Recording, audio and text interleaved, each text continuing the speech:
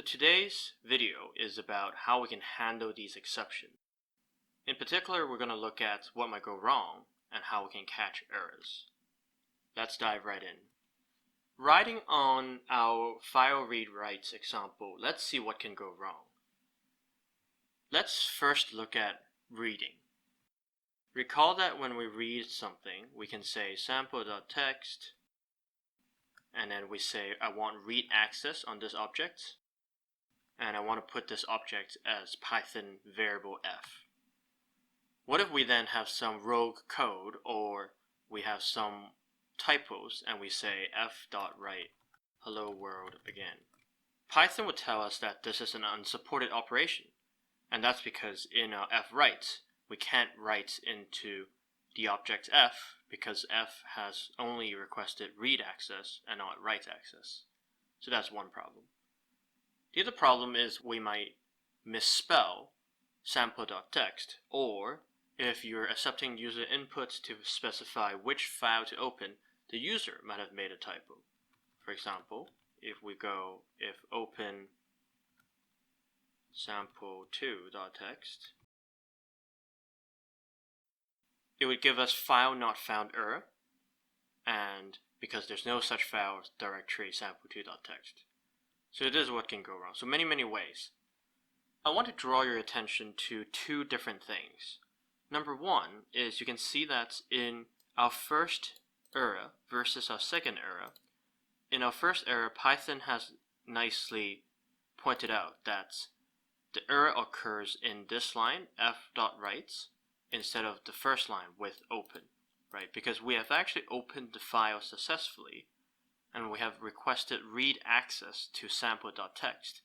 The problem occurs when there's an f-write on a read-only file, and that error is an unsupported operation. In the second error, what we have seen is this error occurs in the first line instead of the second line, because this error occurs when we try to open a file that doesn't exist. So we don't even get to the second line because there's no file to go to the second line with. Instead, in our first line, we simply say we want to open this file and it was just not found. And in particular, the second thing I want to draw your attention to is in the first time when we produced an error, Python told us it was an unsupported operation, and in the second error, or in the second exception, we have file not found error. So you might say, so why do we need to handle exceptions? This is pretty well handled to me. The reason why we need to handle exceptions is twofold. Number one is you might want to recover from these exceptions, right? So if you see a file that is not available, you might want to print on screen saying that, hey, instead of exiting the Python program, I want to tell my user that the file is not available. Or I can open a default file and say, if the file isn't available, let me create the file, and then I can write into it. The second reason why you don't want to just show this to your user is because this gives you, or gives the user, a view into the source code. And it may or may not be a problem depending on how sensitive your source code is and how savvy your users are. But generally, displaying this exception module in a compiled production application is not very professional and really not recommended. So what can we do about this? The general idea is Python gives us a way to try to do something and then catch an exception. The syntax is the following. Let's see how the try except statement work. So we can use try here, and inside the try we have a statement block, which is the code that we want to try. In this case, we're simply again opening a file that doesn't exist and reading from it.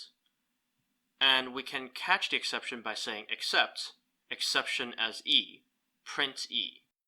So what that means is, again, a bit like with open sample2.text as f, and we print f, here we cast the exception as e, and then we print e, right? And so if we execute this code, we can see that no longer does Python give us that whole chunk of source code saying what's wrong. We simply get the error message and we print the error message for the user. And that's all there is to it. So we've just learned what might go wrong when we read and write files and how we can catch errors to make sure that we don't display our full source code and display a rather unprofessional error to our users.